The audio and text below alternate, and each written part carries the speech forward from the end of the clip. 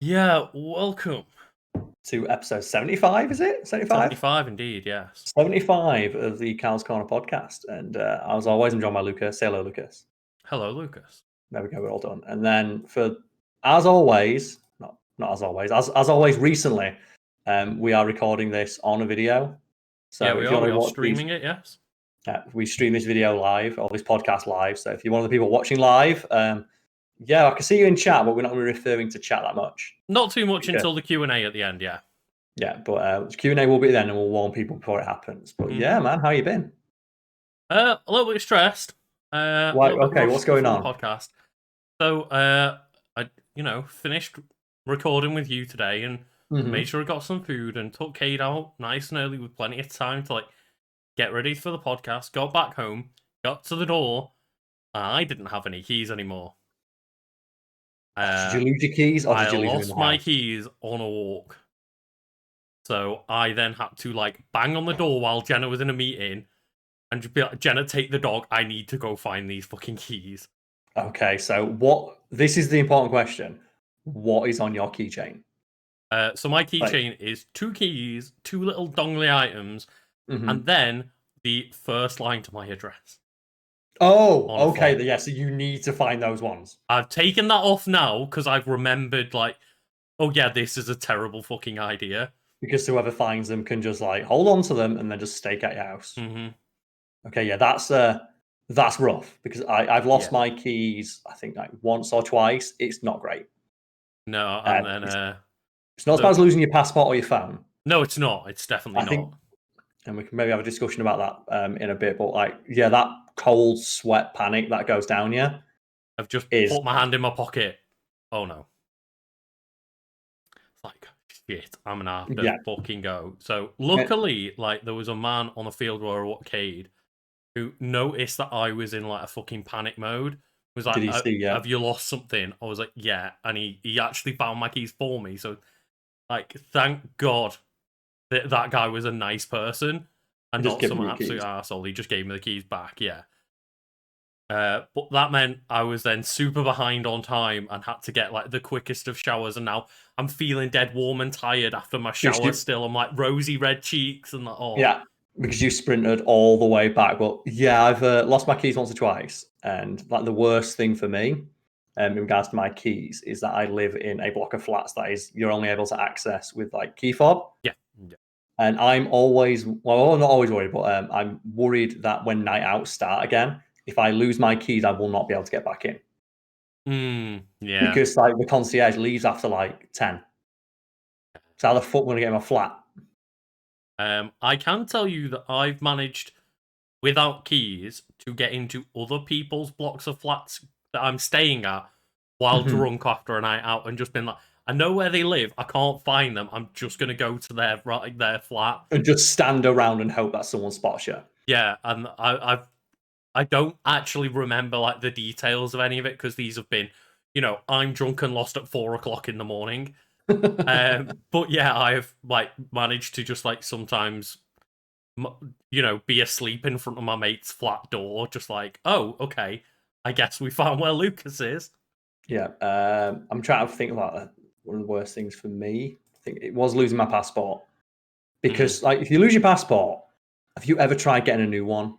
Not when you've already got one, upgrading your passport or getting when the date runs out, but getting a brand new one is a fucking ball ache because you need to put in the most amount of information I've ever seen for anything. I had to get my dad to sign it. I had to get a witness to sign it who could confirm that I am who I am.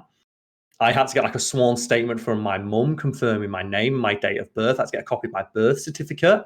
Yep. All that because I'd lost it. It's you need to be able to prove your identity beyond a shadow of a doubt. Yeah, I remember this, while at uni, I had to get a new passport, and it was a similar process.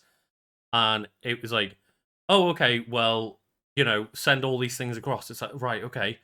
But, my family are 2 hours away, so we kept having to post things back and forth. Yeah. And then it was oh, well, we've done all that. We'll sign the forms. We've sent it to you. I'll do my bits. Sent it off. Got all the information right. Oh, okay. Yeah, this person, you know, that secondary person that needs to make a statement for you, that's not a person in a qualified job, like a qualified position. You need someone from certain positions within like the NHS or the government and things like that. Yeah, so I had to, like, fortunately, my dad's missus works in the government, so she was able to like provide that. But I thought, like, the fuck are you going to do if you don't have someone in like this trusted position of authority? Yeah, exactly. To be able to like sign off on your passport, and that makes me. It's really funny when that was the most comprehensive form I have ever filled out. I have never had more personal information on a single form. And then you see people on the news like, I don't want to get a vaccine ID. It's going to be used to track me. Like vaccine passports. Like, have you seen your passport? Yeah. Did you not see the form you filled in to get a passport? It's like I've got other issues with the vaccine passports, but the information part is not what I've got the problem with. It's more the fact that essentially people who aren't currently getting vaccinated and on like, the front lines and retail and stuff like that, people like you and me will essentially, if we aren't allowed in a pub without a vaccine passport, I'm perfectly fine with that. We're essentially locked down for even longer. Yeah. But I'm like perfectly fine with that. I don't give a fuck. Because like, I don't personally, but I can see why other people would get annoyed by that. They would be, yes. I want a vaccine, I can't get one. And then because there's a friend of mine, he's already had his. And he got his because a neighbor or someone who lives on his street, it works for the NHS, they're handing out vaccines, and they get given a set amount per week or what have you, and just people don't turn up. And when people don't turn up for whatever reason, the reason they're not turning up.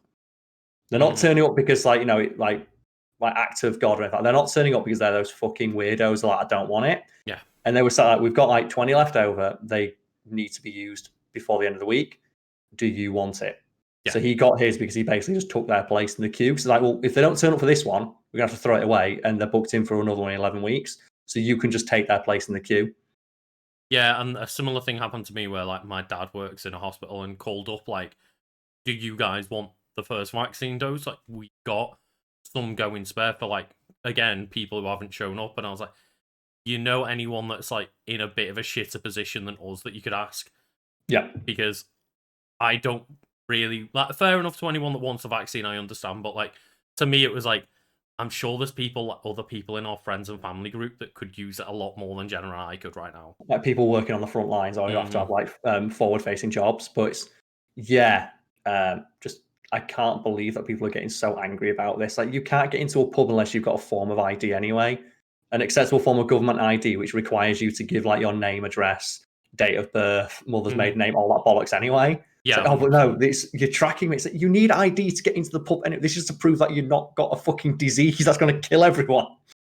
Yeah, and it's like, again, all of that weird nonsense, isn't it? Of like, there's a lot of nuance in the conversation, and people aren't willing to look at that nuance. It's just, it's good or bad in most people's eyes, and it's just it's really stupid, and I'm perfectly fine with it. And I know for a fact that when we're able to like hold that planned Fact Fiend live event, there's no fucking way I'm going to like host something like that unless I can guarantee that 99% of the people there have had their injections.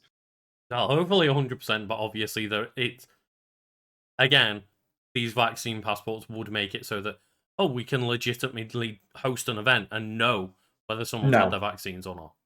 Yeah, and my favourite thing is I've floated that idea a couple of times, and a friend of mine's like, well, what about if people don't want to come? If they get angry about it, it's like, well, I don't want them there anyway. If they're going to refuse to come because of that, I wouldn't want them there in the first place. Yeah.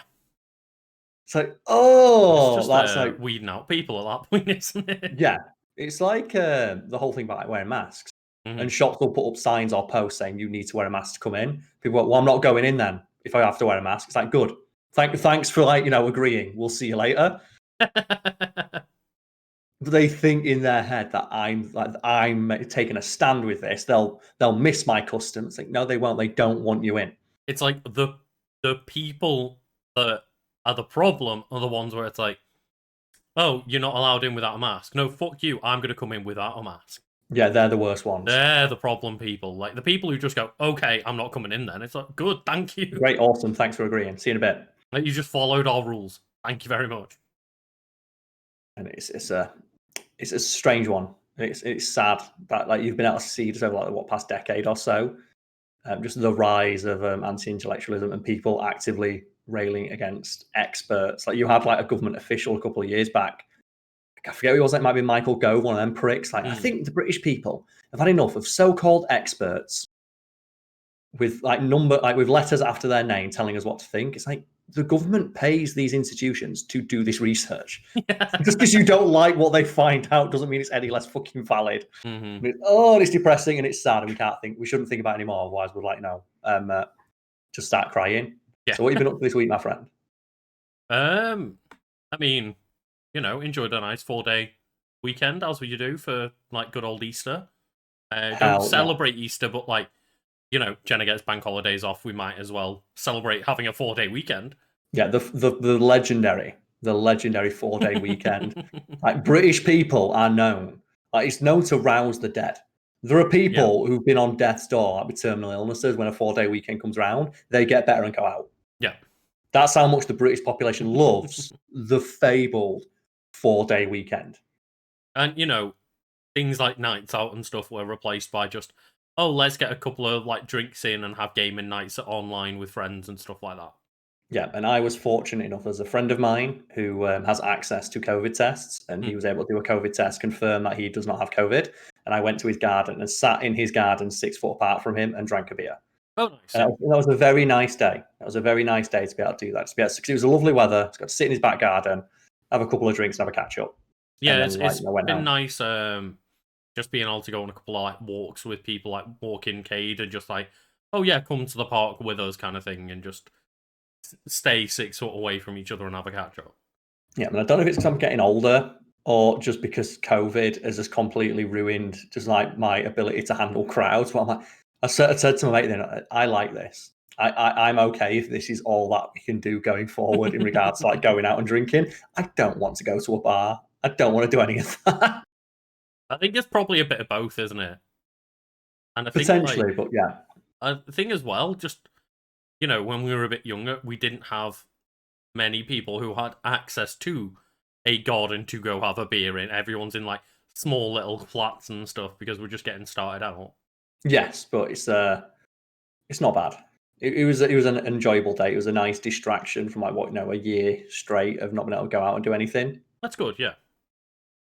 But the weirdest part about it was though, is just like you sat in the back garden. It's like, can I go to your toilet? It's like, you can go to my toilet, yeah. And I'm like, okay. And I went to put my mask on, and he went, why are you putting your mask on? I went to go to the toilet, but we're the only two here, and I've taken a COVID test. I went, oh yeah. I'm just so used to putting a mask on to like go inside any building that's not the house I live in.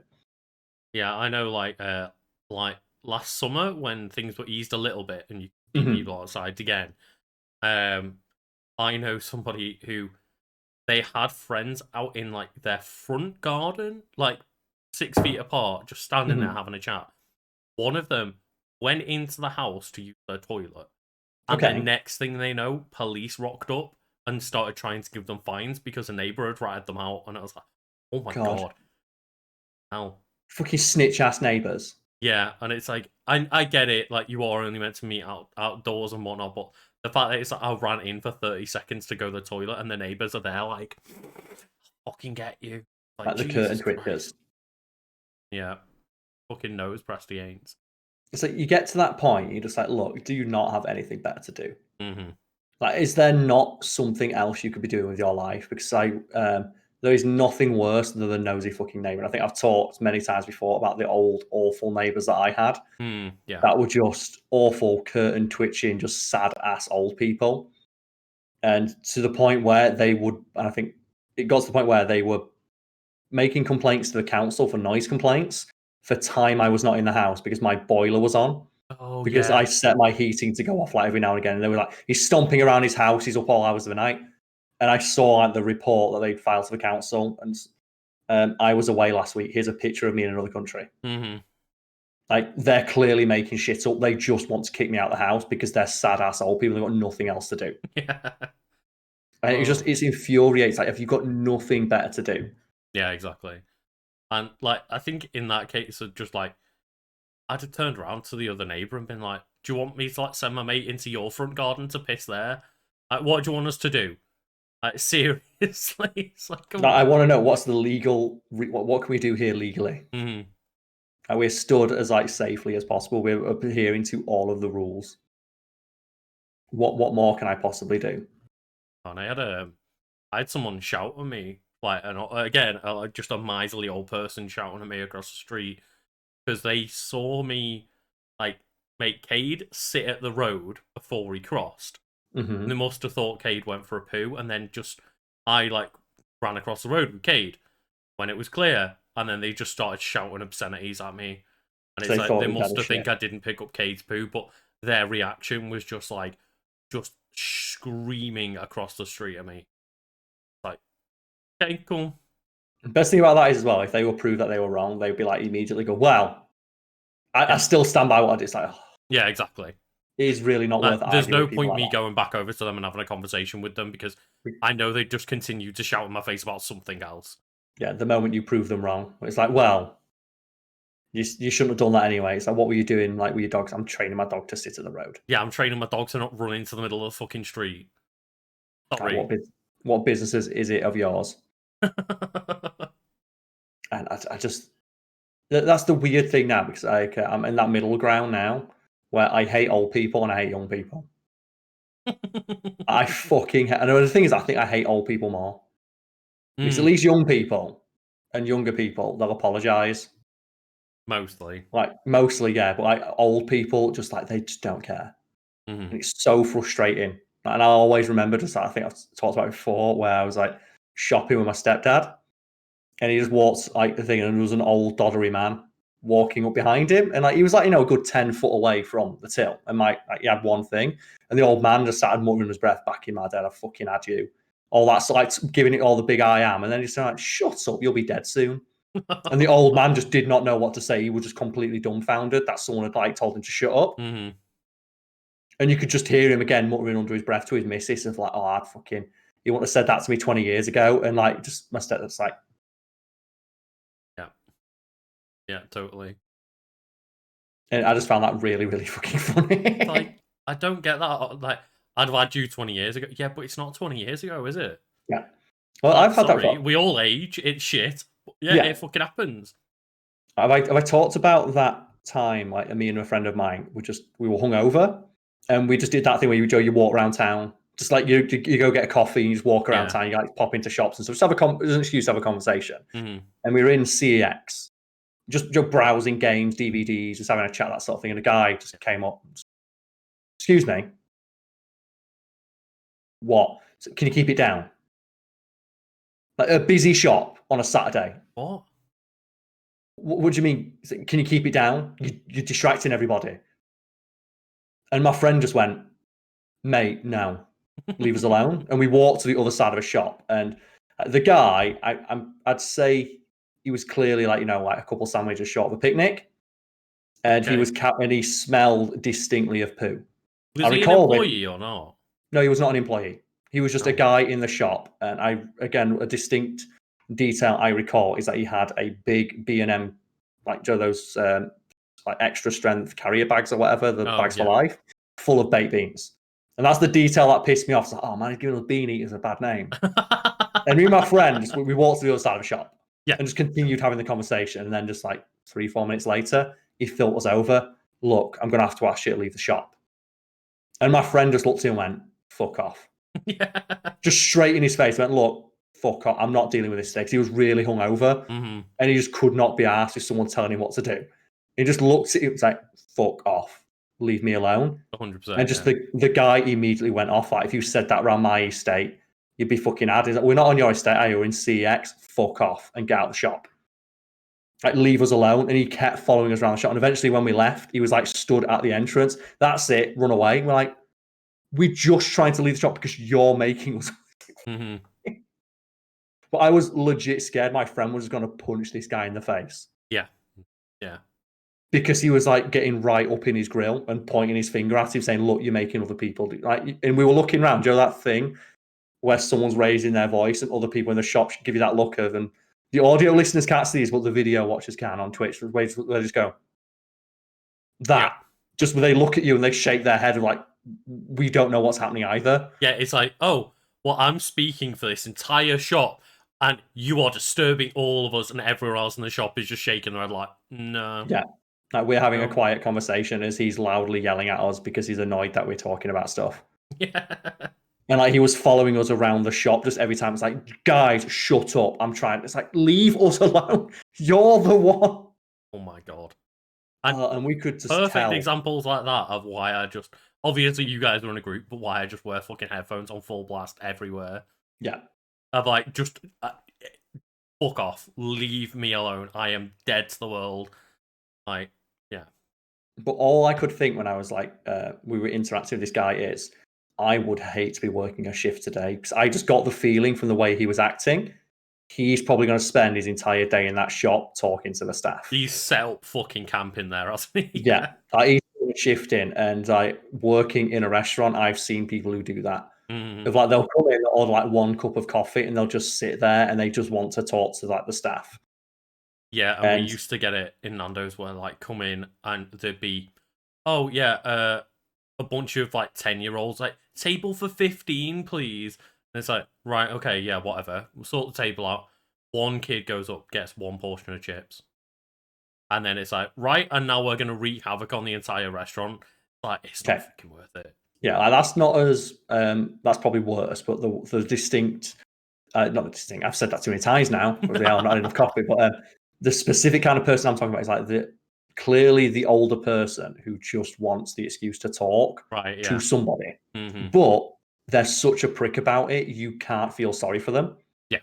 Like that guy, I would have felt bad for him if he was like, just trying to make conversation, but he was like, clearly he thought that he worked there. And he was like telling us, look, you need to get out of the shop. And it's like, you don't speak for us. Like you don't get to tell people to do that. Fuck you. And you can tell from the way he was like policing and taking it upon himself to like corral people out of the store or get them to go buy their products or like, put stuff back on the shelves, which is what he was doing. Like picking stuff up, reading the back and putting it back. So if you're not going to buy it, don't pick it up. It's like. So what, that guy probably goes there like 3 every times day. a week and just fucking thinks that he's part of that shop now because he's there that often, and it's like, yeah. And again, I'd have felt bad for the dude if he wasn't such a prick. And we had to leave because I was legit worried, my friend, because he was so hungover, he was just going to punch this guy. Because it wasn't that as well that he was telling this guy out, it's that he was threatening him. Yeah. That's what made it work. And he was saying stuff like, oh man, if I could call some people right now and they'd fucking have you. And it's like, do it then. And I'm like, don't, because he's not going to call someone, but he's going to follow us around town. And I want to go for a drink. Yeah. That was a bad time. That was like, that was a really rough day. But as well, it was really funny because I just noticed in his bag and he had all the beans. And I was like, oh, fuck's sake. The fact that Karl just takes offense to, God damn it. Yeah, he eats beans as well. God, no. It's because he had like 12 tins of beans and he smelled like shit. Yeah. It's like one, you're making beans look bad, and two, you smell offensive. And I really, really don't like when people smell bad. And I feel as well, it's one of those criticisms that no one can get mad at you for. It's like, fuck it, you should fucking shower. It's not hard. And it just brings me back to like one time when we all had to kind of like speak to our manager because there was that one person who every shift would come in and like smell so bad. It was like, I can't stand near this person. I can't work with this. Like, not going directly to them, just having a quiet word with the manager of like, this is not okay. This is not hygienic. And we're working in a restaurant. It's not a good look for you guys either. Yeah, it's not. But there's some things you can't like being like. I have a slightly dishevelled appearance. Like when I worked in a restaurant, I did my hair. I wore a nice shirt. It was always clean and pressed. But I had like long, shaggy hair. I was quite skinny. Like my clothes didn't fit exactly right. But I always made an effort with my appearance to look professional. Yeah. But we did have like a couple of people who worked there who just like if you got a beard, you can have a beard, but it has to be trimmed. Like it has to be maintained because if it doesn't, it reflects poorly on the restaurant. It doesn't look hygienic. Yeah. And like I feel for people like in that situation. I mean, if like you've got like awkward shaggy hair and you're not really got the confidence or the knowledge to groom properly, but you can always get a shower. Yeah, you can at the very least get a shower and wear some deodorant. Like it's basic stuff. It's not like, oh, we expect you to look immaculate. It's just, please don't turn up to like a shift in a restaurant smelling like actual shit. Like that is not a good reflection on anybody. It's like you stand under the water for 10 minutes. It's real easy. Like it's so easy. squeeze me to clean yourself. Just stand under the water. Throw a bit of soap at yourself. It's fine. And that's one as well. So, what is like the worst? So there's a thread going around on the internet, on Twitter, of just bad roommate stories about the. I think it's just someone said, "Oh, living with roommates really teaches you what people think needs and does not need to be refrigerated." And some of the horror stories on that of like people leaving pots of soup on the stove for like 3 days and just taking a bowl out of it when they wanted it and stuff like that. So, like, what's the worst like hygiene or food faux pas you've seen when having to live with another person? Ooh, that's a difficult one. If you give me a minute, have you got one that you've I do, got yeah. in mind? There was an old housemate of mine who did not wash his towels for like 3 months. And like we all had like ensuite bathrooms. Mm-hmm. So that's fair enough. People got an ensuite, but like, you know, who were in his room playing like some like Halo or watching TV or something like that, I would always go to my bathroom because when you wash your hands and you just touch the towel. Oh, And the no, towel is still damp from like the previous 9 showers, and you can just smell how sweaty that towel is because it's not clean. And it's like, I just couldn't get like, how could you not enjoy the feeling of like a nice warm fresh towel? Like as well, we had like heated towel rails. Just turn it on. We didn't like we had unlimited electric. It's all included. Just keep it on all the time. Yeah, that doesn't sound nice at all. No. Is that any for you? It's not so much like a faux pas, but just bad roommate like with food stories. Okay.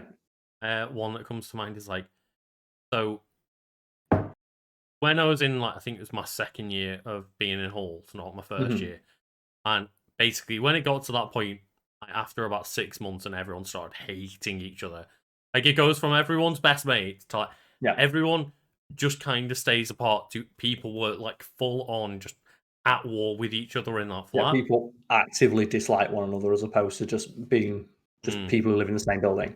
And it got really nasty, and people started doing like not pranks, like just generally nasty things to each other. Okay. And the shit like, oh yeah, we put your watermelon in the toilet after we pissed on it. And like after we pissed in the toilet, we just left your watermelon in the toilet, and then put it back in the fridge so that you'd eat it, and didn't tell you. And then there was another one.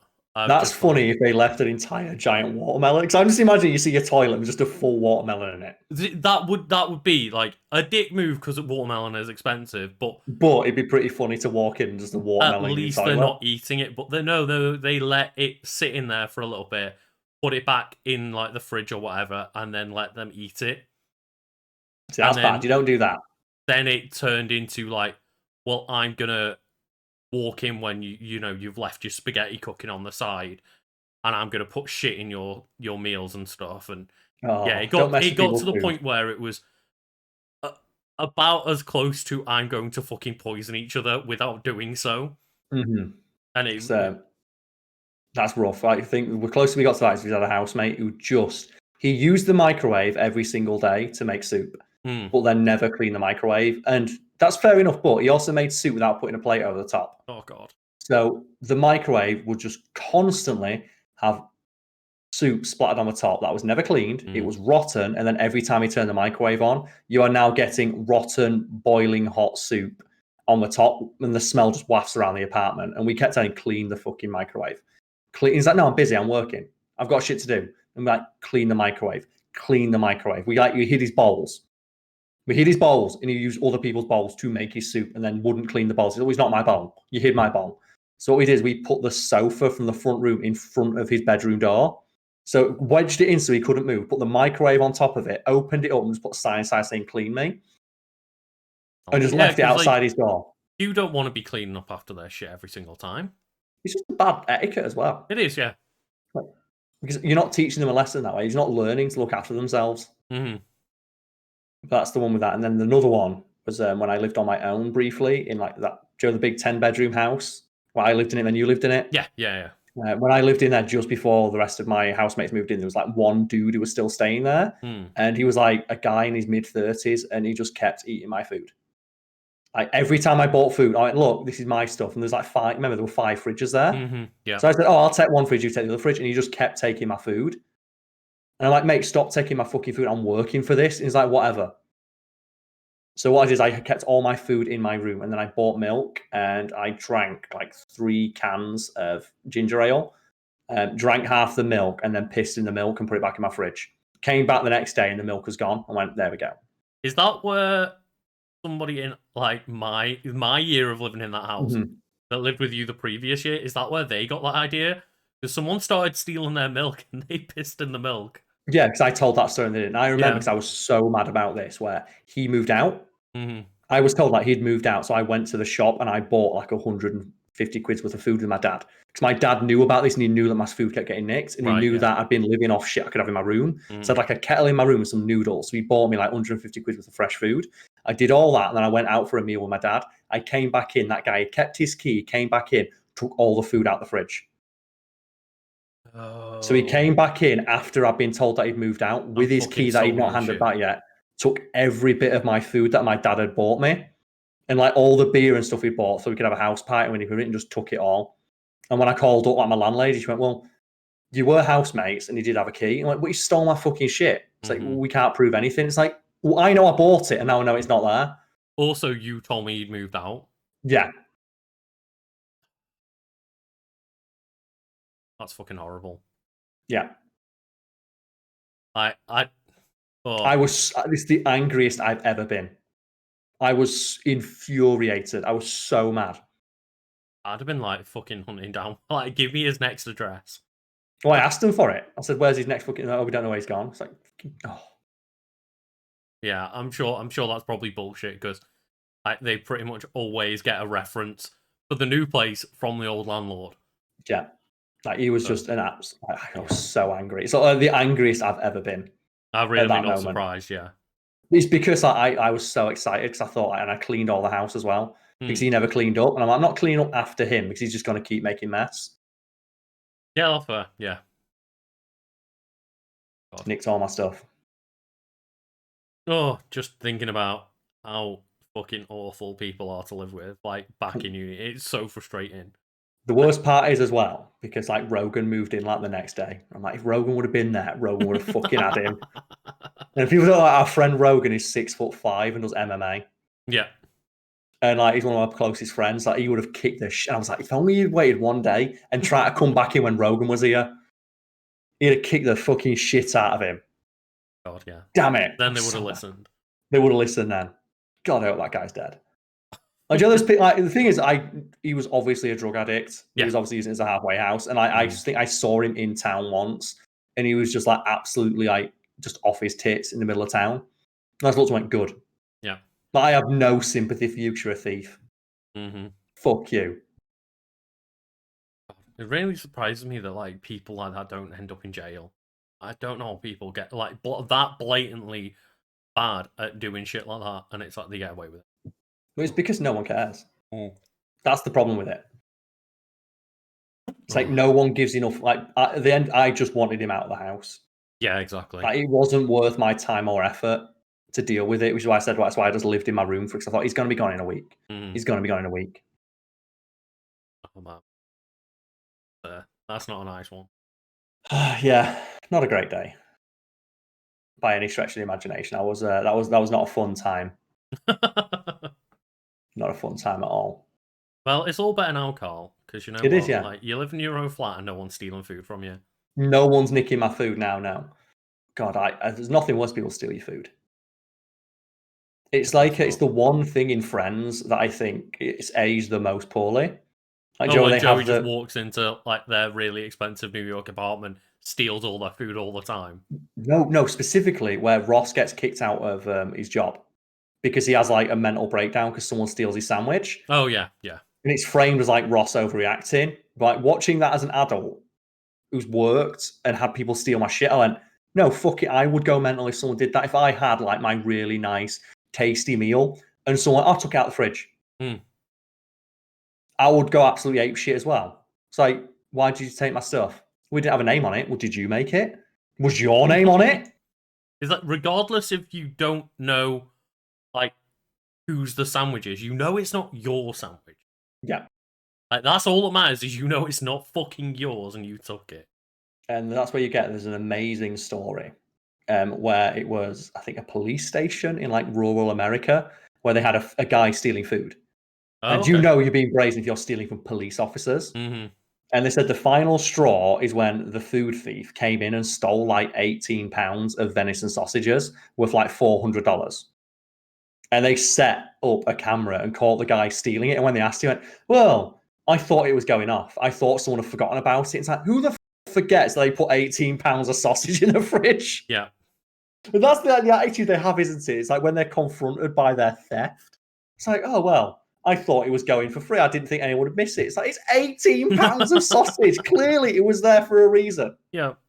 It's not like a fucking can of pop or a splash of milk, is it? It's like, that's 18 fucking pound of sausage. Oh, man. Like, yeah, I hate those excuses of just like, oh, it was free. Or I thought no one would mind. That you fucking did, but now you don't know what to say. Yeah. You don't know what to say other than like, well, fuck me. Yeah. The worst part about those people is that when you take their stuff, they're like on your ass until you give them it back. Well, it's like it's always that one friend, isn't it? That like, oh yeah, I'll just buy you a drink on a night out or whatever. The moment they do it to you, it's like, well, you owe me that one drink, mate. You owe me that £5. I gave you a meal last week and didn't think about it. Yeah. Yeah, but you owe me this £5. All right. So that's what happened to me when I had housemates, and it was we all agreed to pay one bill each, and then split the difference for like drinks and like milk and things like that. And like I'd say, okay, so this week's like the electricity bill or whatever, like I remember it's like £21 something or other. And someone gave me a 20 quid. No, I went, is that enough? I went, well, no, because it's not 21 quid. I want the full amount. Because this is before like widespread adoption of like transfer money on your phone instantly. Like, why does it matter? It's only a quid. I went, yeah, but it's my quid. And if you do this like every fucking week, by end of year, that's 50 quid I've missed out on. That's coming out of my pocket. And they like acted like I was being the unreasonable one. But if I asked them, well, can I have 50 quid? Well, no, it's my 50 quid. It's like, exactly, it's my 50 fucking quid. Yeah, because you know if they get away with it the first time, then they're going to be like, well, last time it didn't matter about that £1 something. That's the Why one. Does it matter now? And it's like, give a mouse a cookie. And that's the thing is, like, obviously, if it's like nowadays between friends when we're all a bit more well off, like, oh, I realised my stream info still says playing Smash. Oh dear. Then again, it does say it says playing Smash, but also just chatting. So fuck it, I'll leave it. That'll do. But yeah, like, it's one of those of, oh well, yeah, I wouldn't mind if there was a quid difference between like you and I paying for something. Like, if you owed me a quid now, I'd be like, yeah, whatever. But especially back in the day when, like, in uni, I was scraping like pennies together. Like a quid every week means the difference between like buying a shot on a night out or something like that. Like, and that's the important thing, but that just got so frustrating. Just like having that argument multiple times. Yeah. Of like every time they try and give me like a £20 note. And I'm like, no, it's not the full amount. And it's like, it's only a quid. It's like, it's my fucking quid. That's like milk for a week. Yeah. That's like a loaf of bread and a tin of beans. That's like my lunch after work. So I've got to work like my arse off for that quid. I fucking want it. I clean toilets for a living at that point in my life. It's like, I fucking knew the value of that quid. Yeah. And I want it back. It's mine. Now that's always one thing that I would like to think that as much as, you know, I try to be a relaxed person and not stress about things, and I try to be like, look, you know, I'm in a position where I don't necessarily need to stress about money week to week or whatever, but it's also, I don't want to get to that point where I forget the value of things. Yeah. That's why I still like buy everything on special, man. I still get excited when I see like, ooh, milk's £1 this week. I got excited on like shopping online today when it's like, oh, that nice soup is 50p off. Let's get that one. Like, yeah. I think get the nice soup instead of the cheap soup. Yeah, man. It's important to maintain, like, you know, that grounding in just like, and that just awareness of like, you know, just the value of money. Yeah, because that's when you get like, and I think we've talked before, haven't we? Like, I'm curious about what the exact point is where someone forgets or just stops realizing the value of money. Like I think we use it in regards to streaming when you've got streamers getting like people dropping hundreds, thousands of dollars at one point, and they go, "Oh, cool, thanks." Yeah. It's like, oh, that's an amount of money that for a vast majority of people is like life changing. And they're just like, cool, thanks. Like streamers who earn like, didn't you say a while ago when we were playing Borderlands, there was a streamer who earned like hundreds of thousands of dollars in a week, and was like, yeah, but you don't know that I've got to pay a lot of tax on that. Yeah, it was he did like a 10-day, it was like the forever stream. It's like every time he got a sub, he would do another hour to the stream and ended up earning like $500,000 close to that. And then he released a statement after the fact saying, well, it's been reported that I earned $500,000, but after tax and Twitch's cut, I only get like 150,000. It's like, oh, poor Diddums. Only 150 to pay taxes, like everybody else. Oh no, you have to pay income tax. Oh dear. Do you mean like a job? I just like, because I fucking stream and make content for a living. I pay my taxes. I am aware that I have to pay my fucking tax. And I get it. When I pay my taxes. It's frustrating to be like, well, Twitch has got to take their cut, and then you've got to pay tax on it, and blah blah blah. And you look at that number, and it's like, that's less than the big number, but it's still a big fucking number, mate. Like, calm down. That's how jobs work. Like every job is advertised. Like, say for example, like, oh, this job pays 50K. Well, it doesn't, because after taxes, it works out to like 32. Yeah. Or whatever. But they still say it's 50. Like no other job, or no one really cares about that aspect of their job. Like the moment you get online and people like realize they have to pay taxes, like, of course you got to pay fucking taxes. You want to contribute to society. You live in society, right? You take advantage of the benefits that paying taxes provides. Yeah, you should fucking pay your share. And if you're earning a shit ton of money, you should pay more. I actually had not a discussion about taxes, but like something similar of like, had this discussion yesterday, I think it was, with Jenna, and she was like, oh, okay, there's like this thing going around online where people are trying to make a point of, wouldn't it be great if instead of just having an NHS, we had a separate healthcare system for pets? And it's like everybody has to pay tax towards it, and then people who unfortunately can't pay towards their vet bills, like they have that system in place so that they can pay all their vet bills off and they don't have to worry about it. And I was like, a lot of people don't have pets. Having pets is a choice. Yeah. It's like I feel for people who get slammed with horrible vet bills and like can't pay them, but at the same time, like, that is your responsibility, and there's millions of people without pets that would be gaining zero benefits from them. Yeah, and before someone gets sarky and says, well, people can choose to have not to have kids are human beings. Like, I love dogs. They're not human beings. But even then, like, it's not as if I'm paying more because of children. Like, I'm paying a set amount of tax regardless of how many children exist on the planet. Yeah. So, yeah, it's one of those things of just like, that healthcare system is there for humans, and as a human who pays taxes, at some point I will benefit from that. Mm-hmm. Whereas if I'm not a pet owner, and bear in mind, I have a dog myself. This is talking anyone who doesn't know, I do have a puppy. But like, yeah, okay, if I don't have a pet and I'm paying what ends up being 20 grand over my lifetime in taxes towards that thing, I'm never ever going to see a benefit out of that. But you're saying people so pissed. But you'd have people say that about kids. I just want to draw the distinction, like, kids are people. And that's actually something that happened in America. Do you know, like the stimulus check everyone's getting? Everyone's getting like their Daddy Biden coming in with those stimulus checks. Yeah. And there was, I think, a provision for people with children who earn under a certain amount where they would get extra because they have children. And it's been a tough year, especially for people with children, because you have more outgoings because you have children, and because those children have been at home. And you've got more costs because you have an extra mouth to feed, an extra mouth who cannot earn money.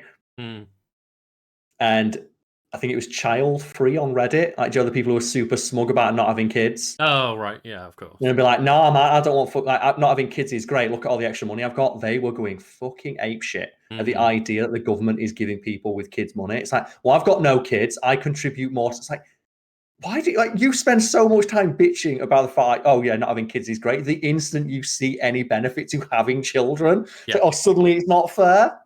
It's like, oh, it's not fair that like child benefits are in place. I don't have children. Where are my tax benefits? It's like, but then you don't have the expenses that come with having kids.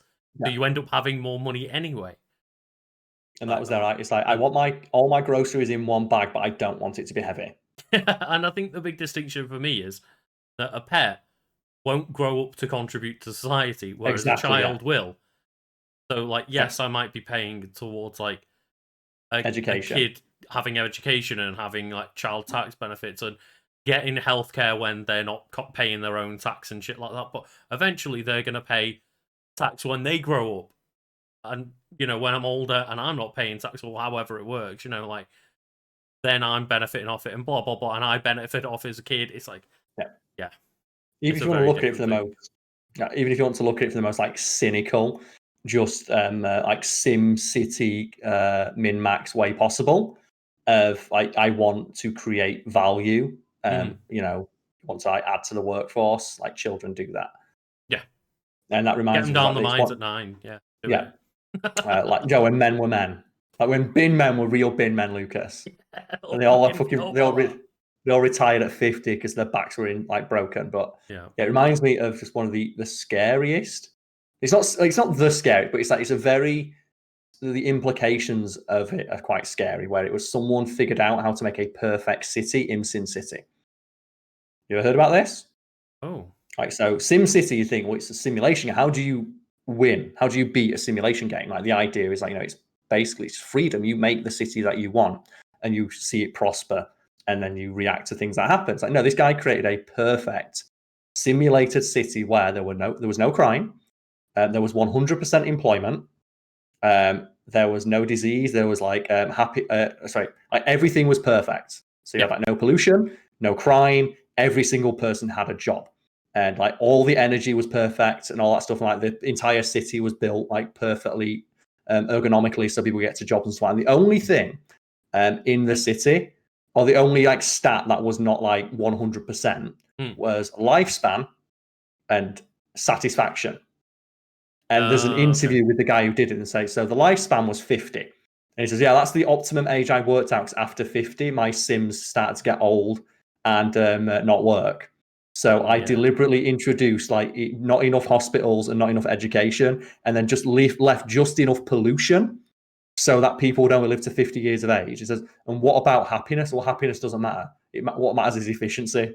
and it's like the implications of that are so fucking terrifying, that the only way to create a perfect society is one where people work till they're 50 and then drop dead.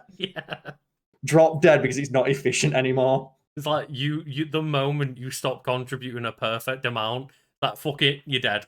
Drop it, Logan's run it, fucking done. And I'm probably forgetting some details of that, but when they ask him, just oh, so why is the only thing in your city that's not 100% is lifespan and satisfaction? Because it doesn't matter. It doesn't matter how happy people are. What matters is that they contribute. Efficiency is all that matters. At that point, he's just trying to make an ant farm, isn't he? Basically, yeah. It's like people who do Roller Coaster Tycoon, and they put the exit to a ride on the entrance to a new ride. Oh yeah. And just do that one. And just tunnel people through the system, get them out as quickly as possible. It's you exist to make money. Yeah. My only job in this scenario is to just fleece you for as much money as I'm able to. See, that is why I'm called Jeff Bezos. If Disneyland has taught me anything about how to earn money from people, it's have less rides and just put more shops in between said rides, and make all of the shops have unique items, so that every time you see a shop, it's oh well, I wonder what's special about this shop. Well, yeah, Disney World is a perfect example of that, because it's masterfully done, and it's taken literally decades to just create the perfect system for a theme park. And I've been to Disney World or Disney, I forget which one, but it is the California, right? I believe so. Yes. Yeah. It's the most efficient shit ever. They get you in, they get you out. I went to the airport beforehand, and the airport was worse run than Disneyland. I was to the point where I'm this is so much better than anything else I've experienced in America. Every piece of infrastructure I've experienced in America pales in comparison to Disneyland. And we got to the park, and the park's open, and obviously the entire section of the highway just goes straight there. And you get in, and I was there in a queue of 2,000 cars. And it's going to take us all fucking day to get in. We were in half an hour. And they had like multi-story car parks with like staff at every single entrance, and they tell you where to go. They have like presumably algorithms telling them where to go. Okay, this car park here, here. Yep. And then you get out of the car, they direct you towards a queue. You queue up, you go through like metal detectors and stuff like that, like the ones they have in airports. But we went through in like 10 minutes, and they say, okay, this many people, click, done, on a monorail into the park, done. It took us less than an hour to get in. It took me longer to get through the airport. It took me longer to get off my plane than it did to get into Disneyland. And there were like 10 times as many people going in. It's insane, isn't it? Because there's money at stake. Yeah. Every second you're like not in the park is how you're not spending money.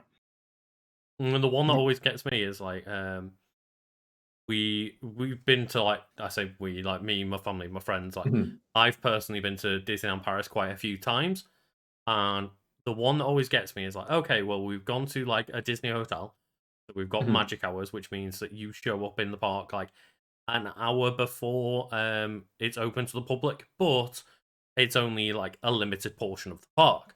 Yeah, while they open up everything else. Yeah, you get there, and you get there at like say 8 o'clock in the morning, whatever hour it opens, and you walk as fast as possible without like sprinting to the first ride that you want to get to, and there's already like a 45-minute wait.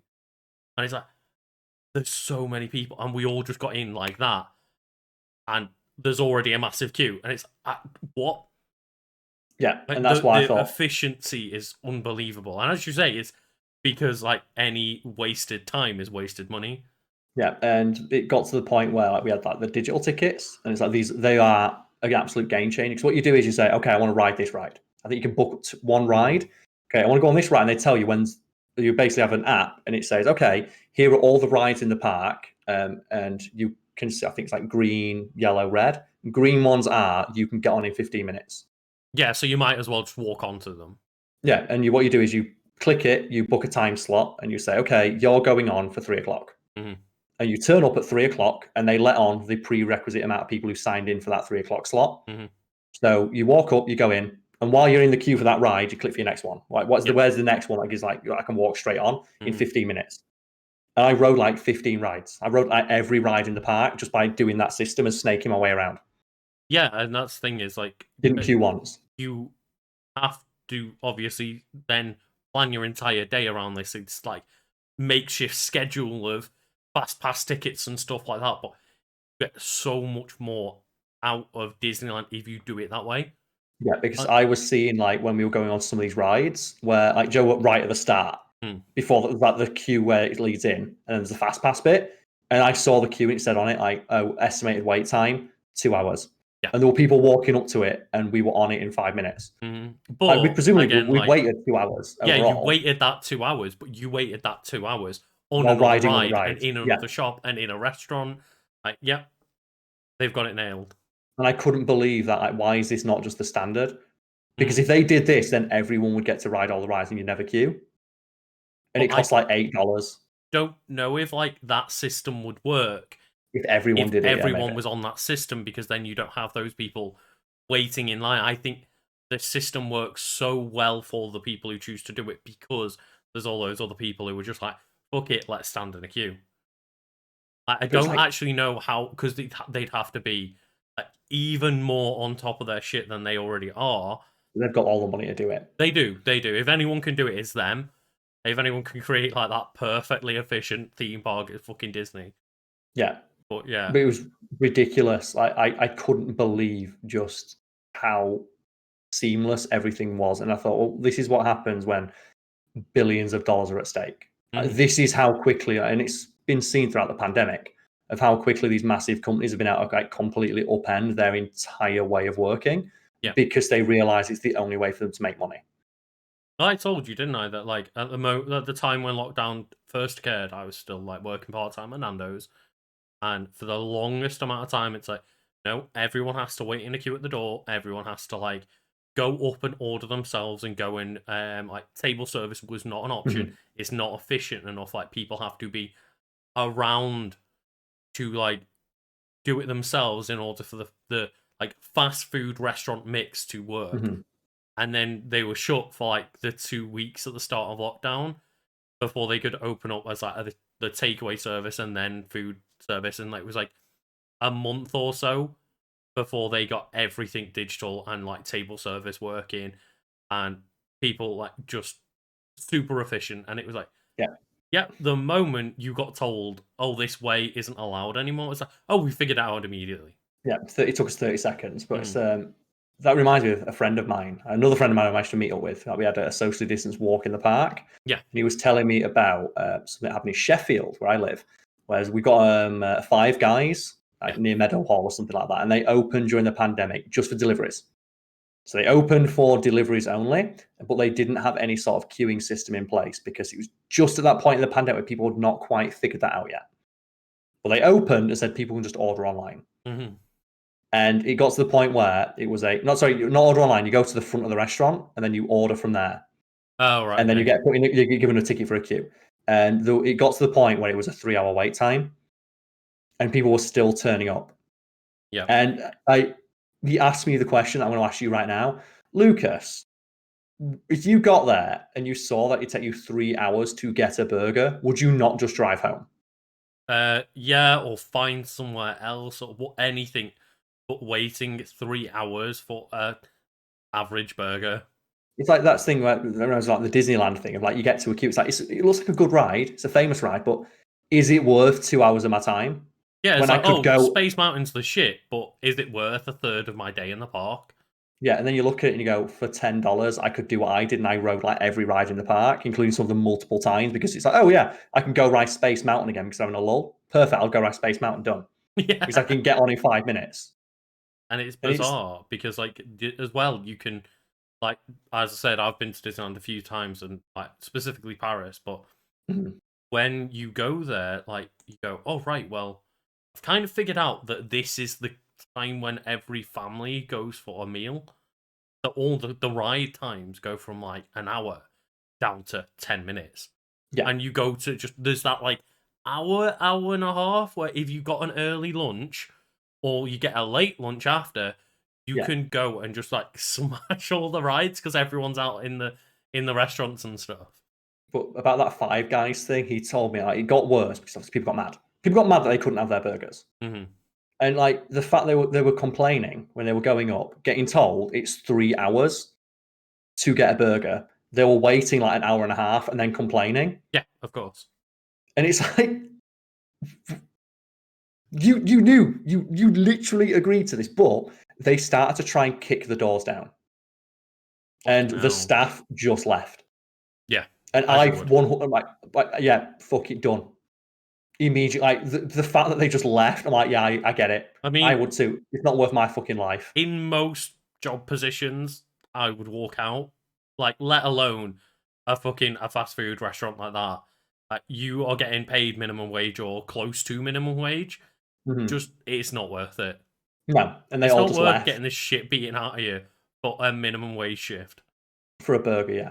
Mm-hmm. Or to protect the business interests. You got to protect those fresh potatoes at Five Guys, Karl. And that's the thing, is like, and everyone there just ruined it for themselves. Yeah. Instead of like, I just think, like, if you're gonna wait, just go sit in your car. But instead, no, they were milling around outside the restaurant as if that's gonna make it come faster. It's like you drove there. It was a massive. Just sit in your fucking car and listen to music. Or like, if it's to the point where it's a 3-hour wait, you could probably go home for 2 hours and come back. Yeah. Like if you know it's going to be 3 hours, just drive somewhere else and come back. Yeah. But like the fact they like tried to kick the door down and the entire staff just left and called the police. Mm-hmm. Also, to the guy in my chat who's been responding to himself the entire time, please stop doing that. All I can see is just one guy is responding to himself. Stop doing that. Also, a dude's like complaining about Nightbot. It's a fucking robot. Don't argue with it. I get so annoyed when people argue with Nightbot. It's a fucking robot programmed to detect spam. The last thing, isn't it? Is we do keep an eye on chat, but we are trying to do a audio podcast, so we try to avoid dealing with chat until the Q&A section. But that just cracks me up how someone will post like a string of, let's say, 4 emojis, get timed out, and then they'll bitch about Nightbot timing them out. And it's like, Lucas, if I said something 4 times, would you consider that to be spam? So if I said something 4 times, I was waiting for it. Yeah. If I said, it's annoying, isn't it? It doesn't add anything to the conversation. And I fully agree with like the fucking robot that's programmed to detect it. Just sign it out. Just like not sign it out. Just tune it out. Yeah. But I think it speaks to someone's personality where they see that and then get mad enough to complain. Like if it's like, oh, okay, well, you can't put that many emotes. It's like, all right, I won't. Fair enough. But when someone gets mad about it and then actively tries to argue, it's like it's a fucking robot programmed to do one thing. Don't argue with it. Also, I installed it on the chat and I programmed it. So effectively, you're arguing with me, which is never going to end well. It's my fucking stream. You're arguing with a robot that is blindly following Karl's rules. Therefore, you are not going to win. It's like, yeah. And it's as well, like the argument is, but I want to just post a series of emotes in a row. It's like, why? What does that add? It adds nothing to the conversation. Yeah, totally. Oh, like speaking of adding nothing to the conversation of culture, Lucas, I'm going to send you an image right now. Okay. This isn't like one of the things that I like to do is you know this. It's for the podcast. I like to seek out hot takes. Oh yeah. I like to get my hot fucking takes for the internet. I'm going to send you one of the hottest takes I got, and I'm going to send you an image, and on Facebook Messenger, and I want you to just read it out for people at home. Funny when I click on our Discord, and obviously because we use it to record, it's just a string of sentences going, "You called Karl. Karl called you. You called Karl." So just get the image and read it out. It speaks to something, or it demonstrates something I want to discuss. So is this like a comment on like a YouTube thing? This is a thread on a forum that I frequent to find really bad takes because there's a lot of them on the internet. Okay, so this thread is titled, "Can this scene ever be topped?" And then in parentheses, Justice League spoilers. So, and I don't want to talk about Justice League because we're not going to spoil Justice League. I've not watched the new cut. I'm not giving them any money to watch that. But I think this speaks to a trending culture that I fucking adore and hate at the same time, and it is how binary everyone views media now. So to clarify, the thread title is, "Can this scene ever be topped?" Parentheses, Justice League spoilers. And I click the thread and it is just a scene from the new Zack Snyder Justice League cut. Of course, yeah. And I watched it and like it's a fine scene, I guess, but it's being put forward as a scene that not other action movies, not other superhero movies, not another movie released this year, not another movie released last, no, just any movie ever. Can it be topped ever, Lucas? And just the idea that someone watched that and went, "This is the greatest cinematic achievement in history. Every other movie now has to compete with this," is amazing to me.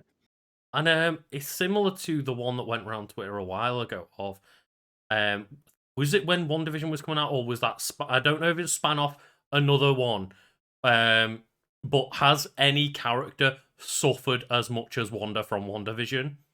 Yeah, and it's just immediately everyone just posts a picture of guts from Berserk. And it's just that hot take of like, oh, well, this new relevant thing, has anyone ever in any form of like media suffered as much as Wanda? And it's the answer is yes. There's probably an anime where someone does. The answer is there's Greek plays that could fucking contend with that story. Yeah, and it's like I said, it's just a great example. People look at media and they see it in such a binary way. And we talked about it last week on the podcast, like Balaam Wonderworld, where every review for that game from a user is either a 10 or a 0. Yeah. There's no in between. There's no such thing anymore as like a 6 or 7 out of 10. Including the review that said 10 out of 10. Now, this game isn't perfect, but... And it's 10 like, out of 10. You gave it a perfect score! And I think me and you, we're big proponents of the 7 out of 10. Because we both have gaming channels, yes? Yours is Legend of Kanto on YouTube. Mine's just Karl Smallwood. And we've played like a lot of games that I would contend at. They're not perfect and they're not bad. They're just solid 6, 7 out of 10s. Maybe an 8 if you really, really like the genre. Yeah. Like I play Prototype, which I contend, like I say in the playthrough, it's a fine game, but it's never going to be a 10 out of 10. It's nobody's favorite game. Yeah. Same thing with like Force Unleashed. Like, it's a fine game, I guess. It's like a good example of character action. It's by no means like the best, but it's still fun. Yeah. And then your channel, like we played like a couple of games, like one-offs and things like that. Mm-hmm. That we'd like, any games that like spring to mind that we've played that just like, they're not the best game ever made, but they're just perfectly acceptable. Yeah, like we've played things like Cyber Shadow recently. Yeah. That's a game where I was like, yeah, this game is fun. Like, I don't think it's phenomenal. I don't think it's bad. It's just, yeah, this is a nice, fun game, and I'm interested in playing a bit more. I've been playing a bit of Outriders, which we're going to play later, and it's like, oh, okay, I can see the flaws, but I can see the good parts as well, and like, I'm enjoying the good parts, getting a bit frustrated by the flaws, but it's still good enough to keep me going. Yeah, we played through like all of Borderlands 2 on stream. It's like, yeah, it's a fine game. It's by no means like not blow your socks off and incredible. Mm-hmm. And it's getting rarer and rarer, at least like in the spaces where like we frequent, like Twitter and forums and YouTube as a whole. It's really hard to find those nuanced takes because it's either the worst piece of shit to ever land in front of you, or it's like absolutely the greatest thing ever, and you can hear no wrong. Well, that was the first couple of days of the Justice League coming out. That's all I saw, and then it slowly devolves into people who on either end of like, I've already made my decision about this movie, going in and going, it was fine. Like, it was better than the other Justice League. It was very indulgent of Zack Snyder to make it, but it was all right. And it's like the first couple of days where you just see everybody has to have like the hottest take. Yeah, and that's what led me to that. And I think that is just perfectly encapsulates that feeling of, can this ever be top? It's like, yes, it can, and it has been multiple times already. It's just the last thing that you saw.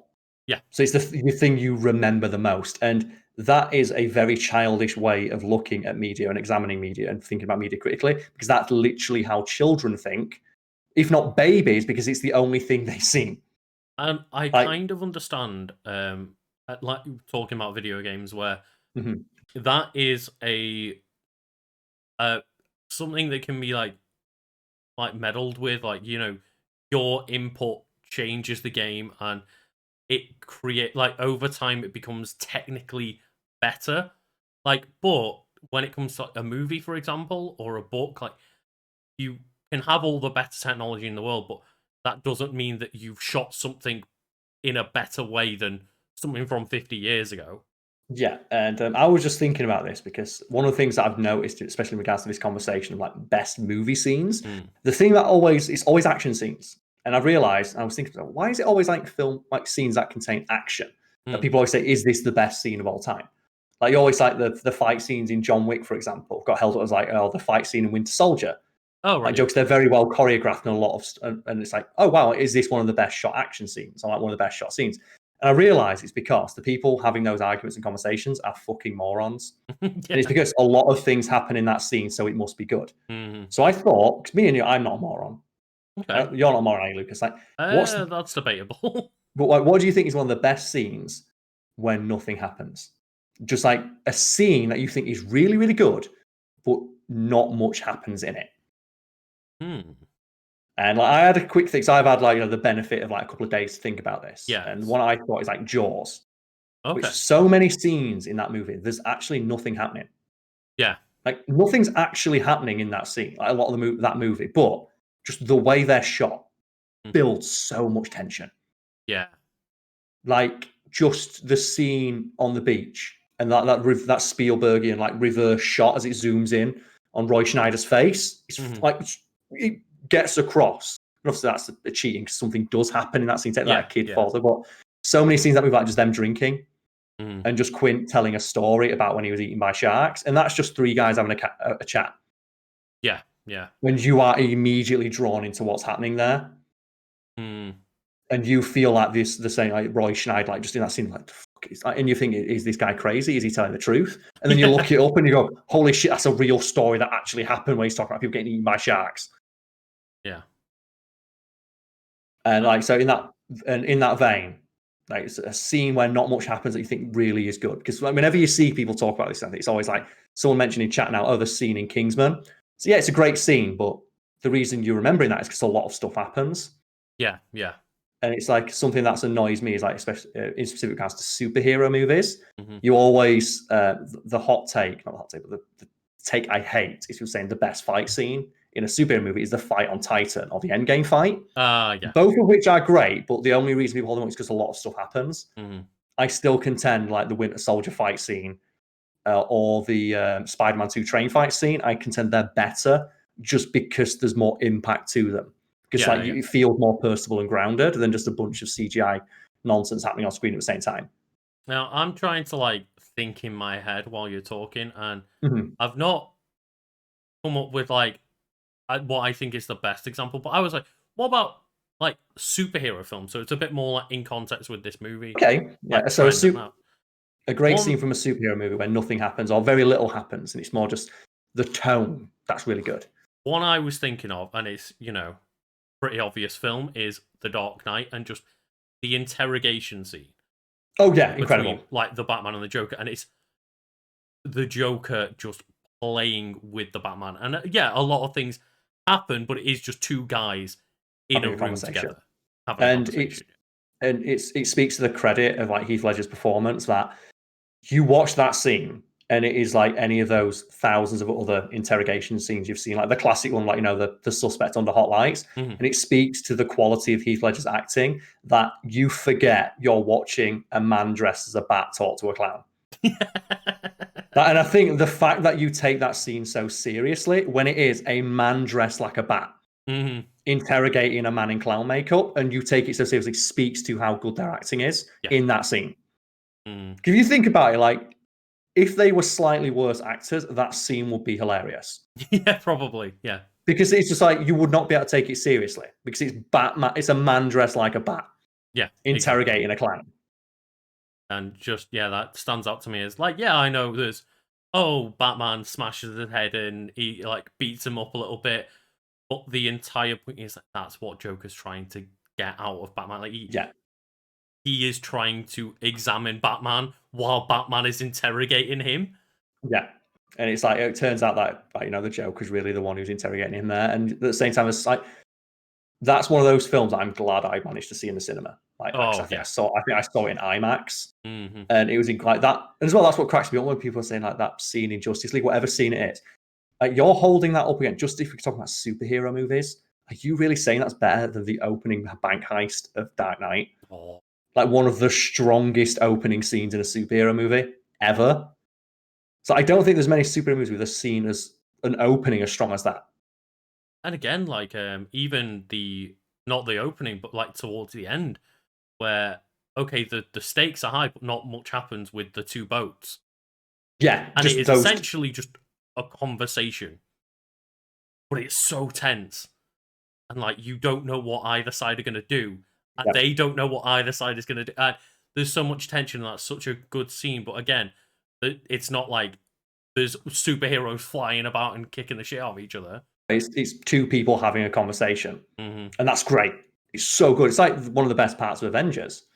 Like the Avengers movies as a whole, where they have like the round tables where they're all talking to each other. But the best scene in any Avengers movie to me is in Ultron, where they have the house party.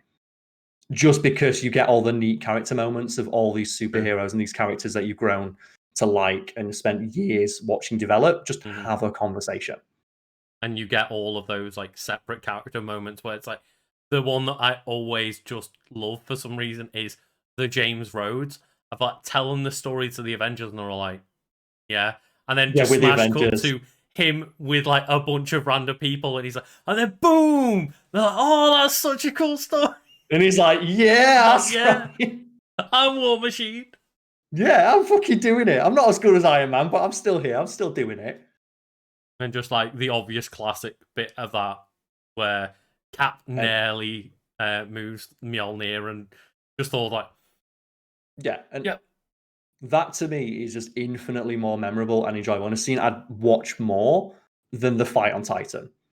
Well, and that scene always reminds me of like the Mass Effect 3 DLC The party. The party. AKA the best bit of DLC in that entire game. And, or, so not even the best moment in that game. Yeah, the and entire that's the series. There's so many good moments in those games, and there's so many good like DLCs and things like that. But so would you like to just describe that for people? Because like Mass Effect is a huge, like sprawling 3-game series where it's just the fate of the entire universe is at stake, and you like form like a motley crew of aliens and a robot and an AI inside a robot, and you all team up to save the universe. And the best thing in the entirety of that series is DLC where you throw a house party.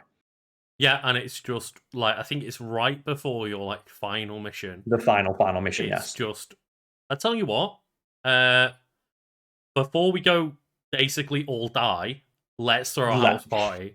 Why the fuck not? And it's the best mission in that entire series. Because the entire thing is just spending a couple of hours having deep, interesting conversations with your entire squad, where you see different squad mates interacting with each other, which you rarely get to see. And it's the best part of it. It's like the best moments in the original Mass Effect is when you go on the elevators, and every combination of party members that you can have will have different conversations at different points in the story based on what's happening and interact with each other. Yeah, because you could, like, for example, have like Garrus and Caden broing out on an elevator or having a discussion, but then you throw like Ashley and Rex in an elevator together. They'll have an argument. Not going to go well. Yeah. Yeah, they have an argument, and it's great. And those moments, I think they're so much more memorable. They endear you so much to the characters, even though they're not as visually impressive. So, you know, in that vein, like same thing in a video game. Like any scenes from a video game where it's not, you know, bombastic, like screen annihilating action happening that you just like really fondly remember.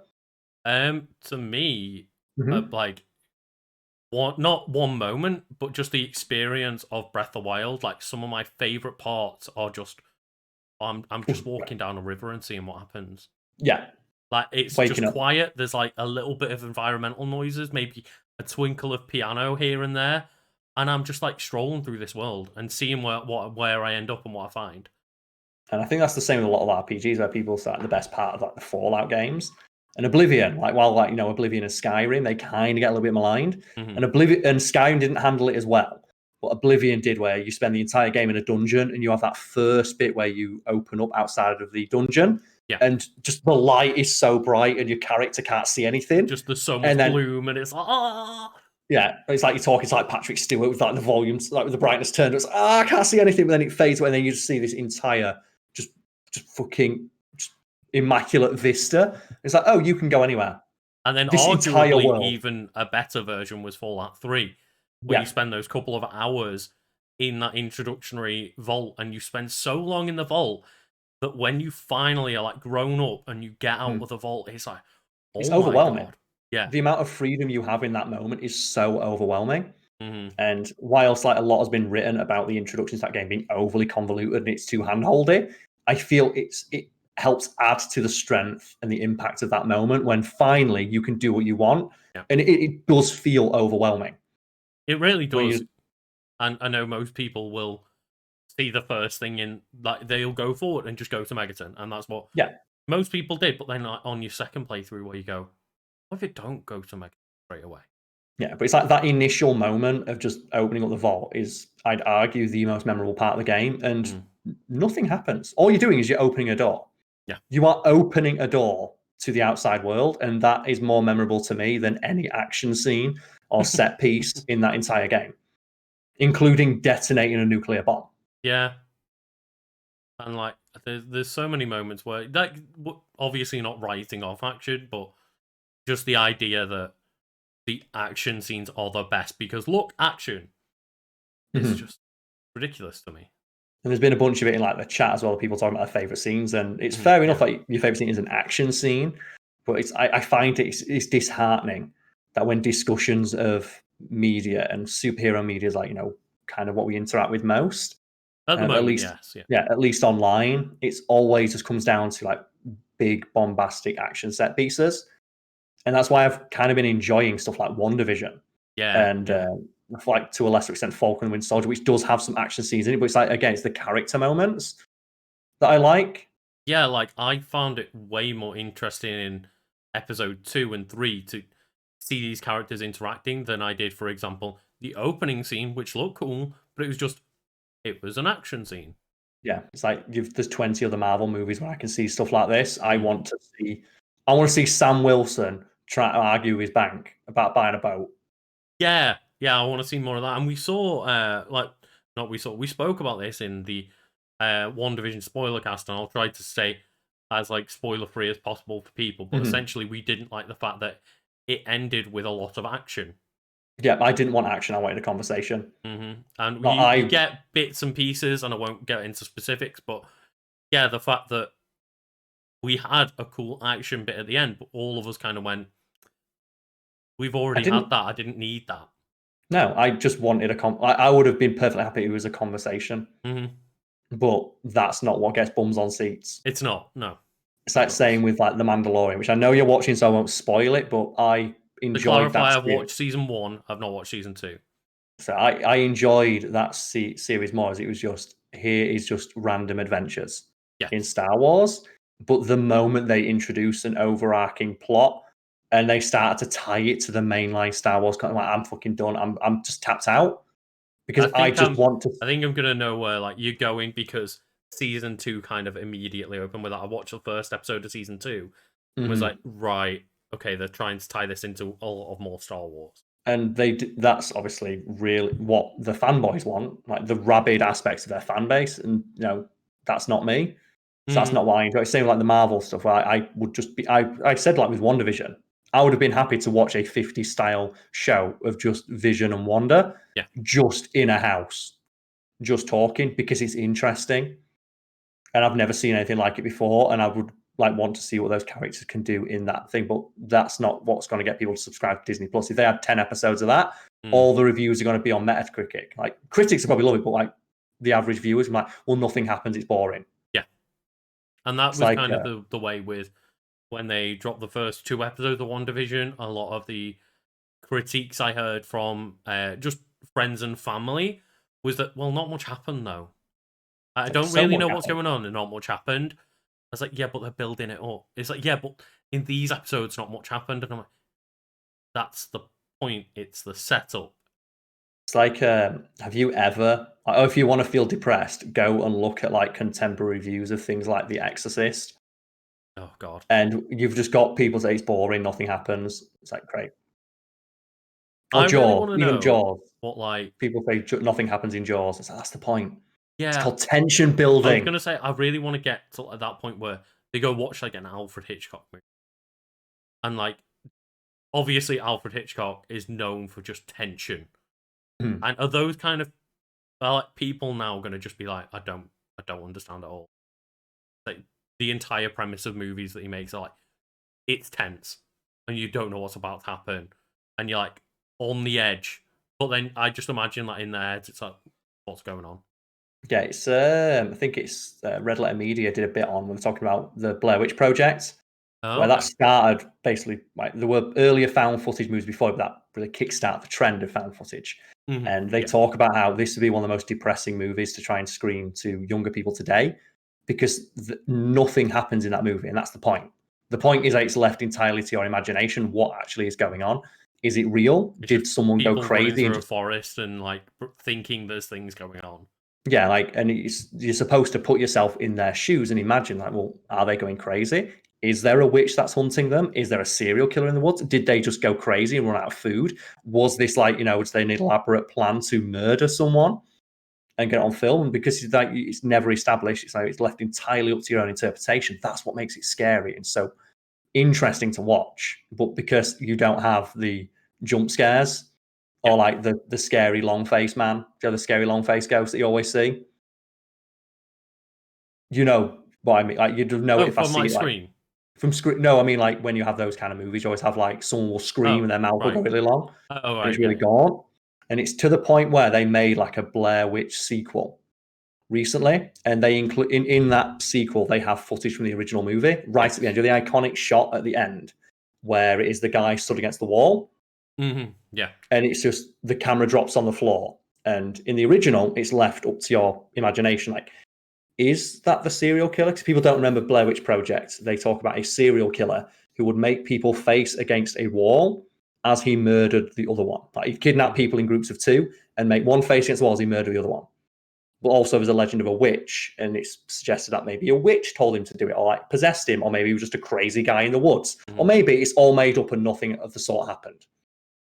And right at the end of the film, you see him and he's stood against the wall, and it cuts, and that's it. She drops the camera, she runs away, she panics, and what happens next is entirely up to her imagination.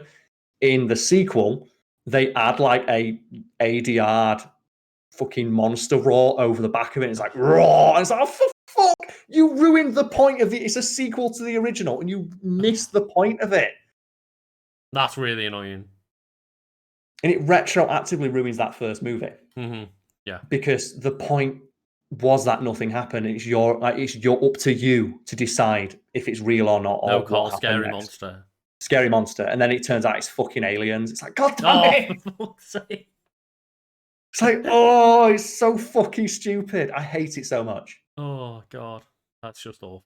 And that's the kind of thing I'm talking about. Where it's a great example because obviously Blair Witch Project out before the original one, started this trend, and then the newest one is like now coming out after 2 decades of horror movie evolving into the form it is now, which is just shit like Paranormal Activity, where it's a jump scare every 10 minutes. Yeah. And it's really not weird, but just interesting to see them side by side because they're ostensibly the same movie. It's the same plot, but to see how much it's progressed and how much extra bullshit they have to put in and the weird, just cheap jump scares that they have to put in because it's the only way to convince people it won't be successful with modern audiences. And it's because how a teenager is supposed to know it's scary unless there's a loud noise. Yeah. And it's weird to think that horror has regressed to the point that comedy used to be at 30 years ago. Well, I was just thinking then when you said that, it reminded me of how people have kind of stepped away from laugh tracks. Yes, because they find them cringy. Like being told when they need to laugh, and the awkward breaks and stuff in the scenes just makes it harder to go back to things and watch. But yeah, and those shows have aged really poorly because none of the comedy or the humor or the interactions feel natural. They feel forced and they feel like just scripted, which they are, but more so when you've got a laugh track. Yeah. And it's weird that our comedy has progressed beyond that for the most part. And you have stuff like Always Sunny in Philadelphia, which we always mention as being like, it's a fantastic example of just like immaculately written comedy, like so tightly written. And it's so fast paced that you could never throw a laugh track in there. No, you couldn't now. You couldn't fit one in. But to think at the same time, horror has regressed. And now it's the point where you need to be told when to be scared in a horror movie, when previously it was just no scary stuff would happen and you just be scared because it's scary. Well, it's I think that's quite interesting. That's interesting to me. I've spoken to you about like how I feel about horror games before, and like always said I don't really like them, but I do enjoy that atmospheric horror because like I enjoy, playing a couple of Resident Evil games, and it's the ones that try to stray away from fuck it jump scare. And what's the one is it? I hate the ones that are just jump scares all the time. That's the thing. Like you don't hate horror, you hate jump scares, and jump scares aren't scary; they're just surprising. Yeah, it's like doing that thing people like to go in your face and you flinch. And you go, oh, you flinch. Yeah, because the fist was flying towards my face. I'm not scared. I'm just surprised, and that's different. But it's the same. And you know what? We're an hour and a half mark now. So what I'm going to do is say, nip that in the bud, and we'll do Q&A now. I'm going to take a quick bathroom break on my end. So I guess for the people watching this, you get to just have a blank screen of my RoboCop poster while people filter in and ask questions while I nip to the bathroom. And presumably this will be cut for the audio listeners, yes? Yeah, I'll cut it for the audio listeners. I'm just going to go to my break screen for a minute until you're back. Okay, no problem. But for people in my chat, if you want to ask some questions now, like filtering, like it'd be like a minute or 2 minutes. I'll just go get like a bottle of water and use the bathroom. And then if you put !Lucas in chat, you can go to Lucas's chat. Hello. You can ask some questions there, and we'll flip between one on, one off. Yeah. So anyone in my chat, feel free to jump in and get a question in. Yeah, but I'm not going to switch to my starting screen because I think I might lose my my podcast camera. So I'm going to turn my microphone off now and nip to the bathroom. We'll be back in a minute for Q&A. Cool. See you back, Lucas. There we go. There we go. Perfect. Oh, so do I need to clap or anything for the edit? No, I'll be all right. I'll just find the silence. Okay, I guess no problem. One sec. All right then. So we got this. Right. So Lucas, you want to start with some questions from your chat? As per usual. Yeah. So I don't really have any questions in my chat at the moment, but on my Discord channel, you can get through my Patreon. I do have a couple of questions there. Go for it. So somebody asks, here's a hypothetical. You're running a coffee shop, bar, or something like that. What is the theme and what is the signature drink? Video games. Easy peasy. Just do a video game themed bar. I've talked before, like a pipe dream at this point is to run a video game themed bar. Yeah. And one of the many ideas I have is like do a fighting game night, but the twist is you can't play with a regular controller. You have to play with a Dance Dance Revolution controller or like the Resident Evil chainsaw controller. Yeah. And the more stupid your controller is, the more life handicap your opponent has. Mm-hmm. So it was going to be like another idea, like Dance Dance Revolution mats to play games and stuff like that. So, question though, Karl, in that vein of like, if I did have a DDR mat to fight with in Smash Bros, but you were using the chainsaw pad, what handicaps are we on? I think that's pretty equal. Like, the thing is it's going to be gentleman's rules. Yeah, obviously. Yeah, but you know someone will take it way too seriously, and that's what I'd be worried about. And like a signature drink, presumably a Fact Fiend drink, just like put some Midori in it, which is bright green. It's like presumably Midori and vodka with a bit of like Red Bull or something. There we go, the Fact Fiend. Bright green, done. And in terms of theme of the bar, like again, I'd just go for something gaming and probably Nintendo related. Signature drink. I thought about a few different signature drinks, and I was like, could do something like rainbow themed to like be like the rainbow hair and stuff. The one that I ended up thinking about was I would make a drink called the Dark Pit. And it would be a giant fishbowl of just every single black liquid you can drink. Just all mixed into a bowl. And then on the menu, it would just say, nobody wants this. And so it would just, there we go. The ultimate Dark Pit dunk. Get it in the bar right now. So you just make it like the Chuck Norris in West Street Live, which is a bar in Sheffield, which I hope survives the pandemic. So I'd love to go there again. And just their gimmick is they have just sheets of paper, literally just sheets of paper they print off with like crappy, low quality JPEGs, and then just the names of drinks. Oh, okay.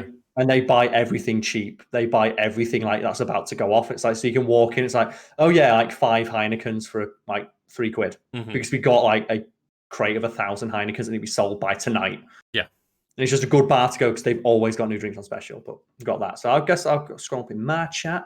Someone asks here, what is your favorite brand / pair of shoes? Adidas. Every year for Christmas, for about 10 years, my dad would buy me a pair of Adidas Sambas for Christmas. So, and then it just became a thing where every year he'd buy me a new pair, and it became like just sort of like a tradition. So I just like those shoes. Yeah. I mean, I've always been like a Converse / Vans kind of guy. But money aside, I would probably own a shit ton more Doc Martens than I do because I only have the one pair. And but they are way more expensive than like a pair of Vans. And they are as well of exceptionally high quality, I believe. I've not worn a pair myself, but I've heard people who have them like you can have them like 10 or 15 years. They'll last you a lifetime if you look after them. So yeah, that's pretty good. But I Adidas shoes for myself. And then another question from your chat, Lucas, or from your Discord. If you want to read them from there. Yeah, I've got another one in my Discord here, and I'll have a quick check through chat in a minute as well. So something I speak about every now and then, but like, what's your opinion on live service games, Destiny, Avengers, etc.? Is it something you usually avoid, or does it actually depend on things like the setting for you? It does, yeah. I generally avoid them just because I don't like being told when to play games. And I don't have as much time as I'd like to play video games. So stuff like that just really, really just grinds me down.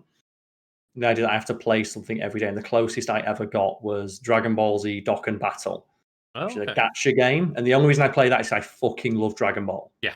I've never played any other gacha, but it's Dragon Ball, so I'm going to fucking play it. And me and a friend of mine, we played that all the time. And then one day I got a new phone and I didn't get the transfer code before I uninstalled it from my old phone and realized I don't want to play this anymore. Because the only thing that was keeping me playing it is the fact that I'd spent so long playing it, is that sunk cost investment.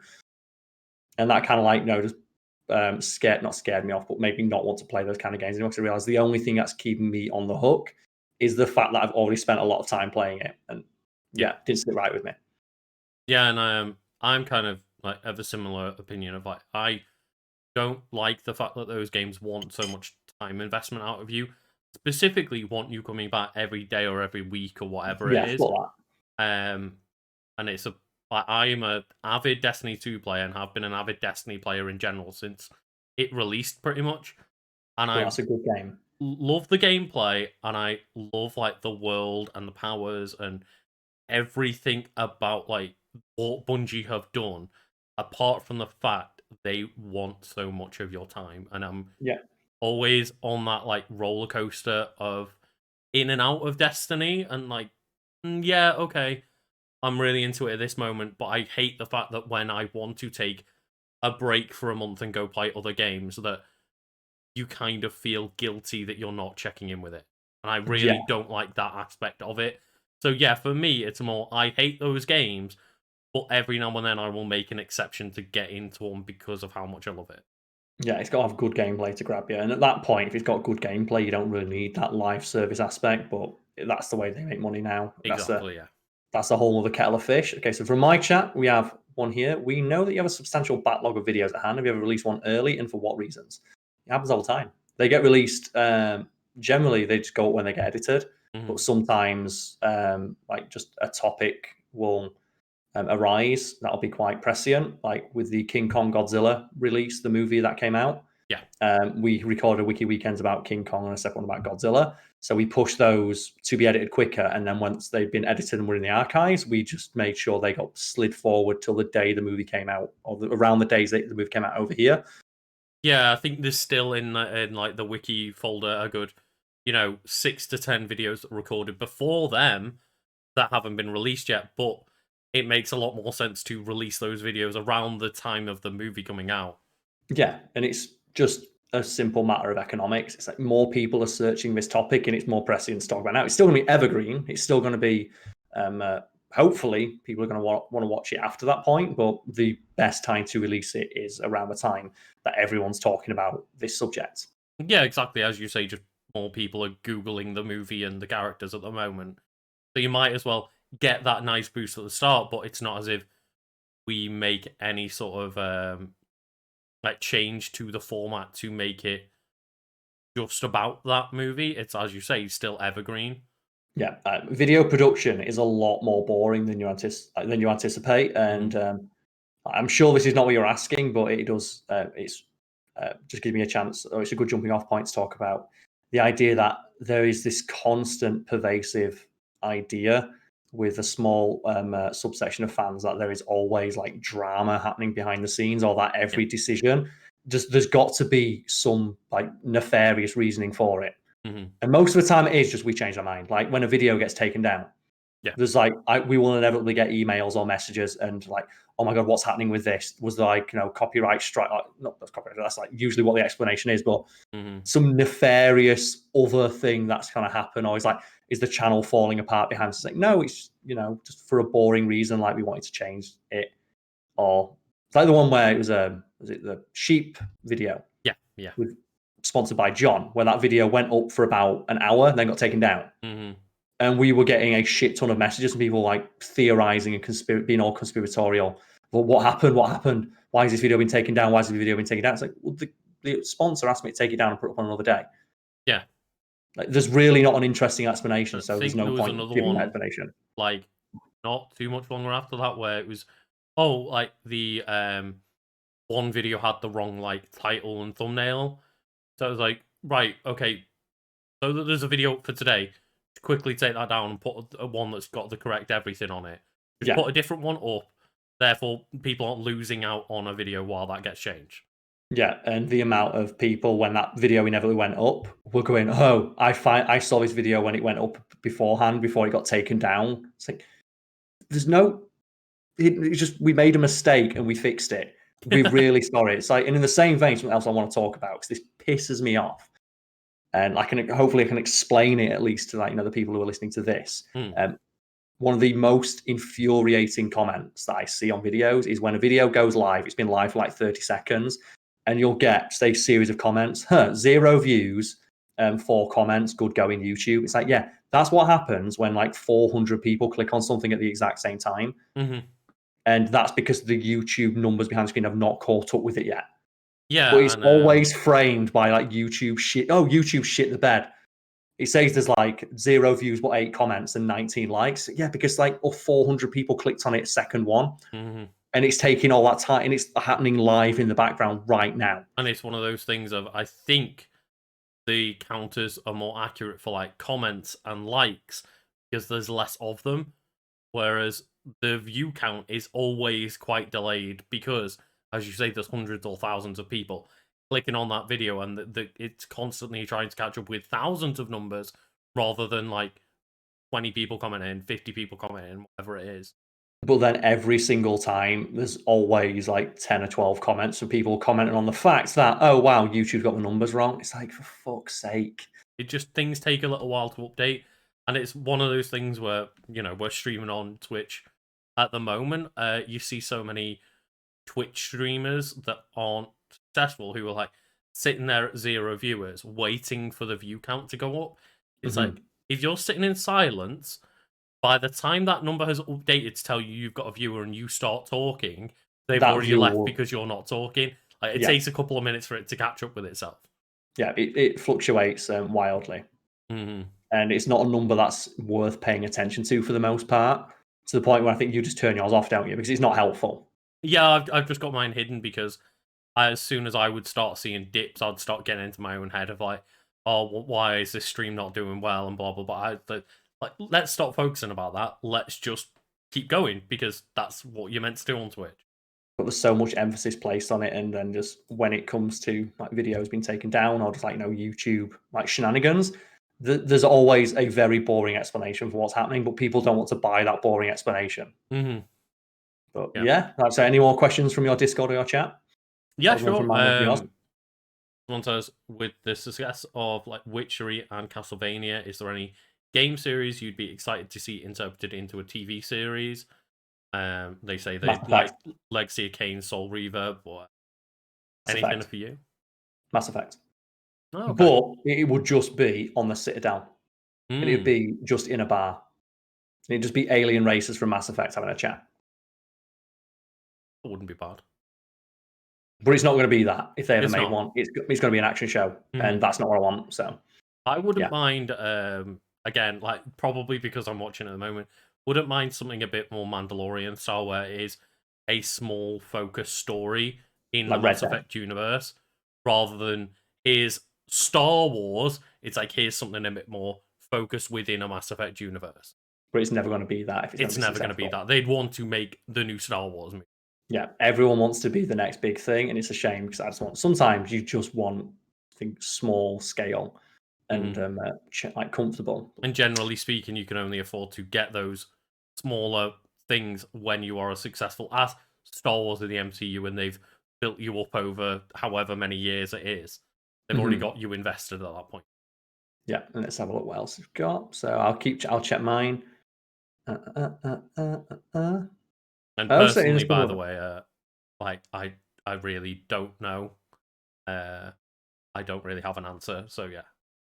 For what's that? Sorry. For like one that I would pick. Like I'm not really bothered about seeing games turned into TV shows and movies and stuff because I love like interacting with games. I don't like games being taken away from me.